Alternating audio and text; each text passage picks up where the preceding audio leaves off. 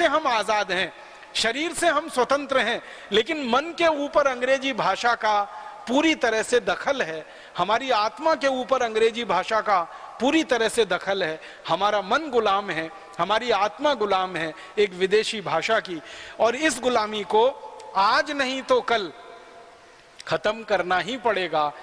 हर बार एक ही बात लगती है मुझे कि जिस तरह से अंग्रेजों की गुलामी को हमने, शरीर वाली गुलामी को खत्म किया, एक बड़ा संग्राम इस देश में चलाया, इसी तरह से अंग्रेजी भाषा की हमारी जो मानसिक और आत्मिक गुलामी पैदा हो गई है या हावी हो गई है हमारे ऊपर, इसको भी खत्म करना पड़ेगा। आज नहीं तो कल इससे छुटकारा पाना ही पड़ेगा।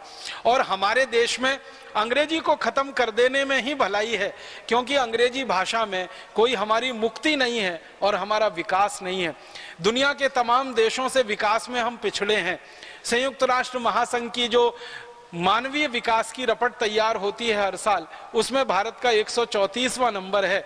बहुत बार मेरे मन में ये प्रश्न आता रहता है कि भारत से भी पीछे बहुत सारे देश रहे हैं दुनिया में, उनका नंबर भारत से आगे है मानवीय विकास की रिपोर्ट में, और भारत उनसे भी पीछे है। तो कारण उसका एक ही नजर आता है और समझ में आता है कि जो देश भी भारत से आगे हैं मानवीय विकास के काम में, वो सभी मातृभाषाओं में काम कर रहे हैं, इसलिए भारत से आगे हैं। कोई विदेशी भाषा में काम नहीं कर रहे हैं। अगर वो देश भी विदेशी भाषा में अपने काम कर रहे होते तो शायद भारत से भी पीछे रह रहे होते।